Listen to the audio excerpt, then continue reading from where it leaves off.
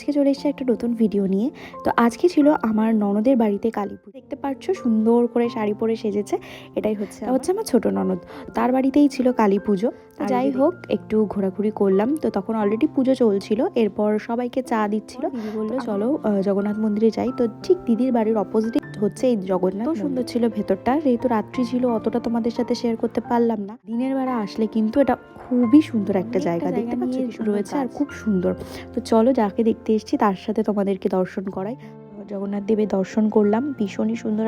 আর এই যে আমার একমাত্র বড় যা, তো আমরা সবাই মিলে গেছিলাম, খুব আনন্দ করে। ফার্স্ট টাইম দিদি বাড়িতে গেছি, আর যাওয়ার পর থেকে ইচ্ছে ছিল যে একদম লাস্ট মোমেন্টে গেছি, মানে 8টা প্রায় কিন্তু মন্দিরটা বন্ধ হয়ে যায়। তো যদিও বা আমরা যখন গেছি তখন মন্দিরটা খোলাই ছিল। আমরা চলে গেলাম খাওয়ার ওখানে, কারণ হচ্ছে আমাদেরকে বাড়িতেও ফিরতে হবে। খাওয়া দাওয়া কমপ্লিট করে চলো আমাদের টোটো এসে গেছে, এবার আমরা যাব।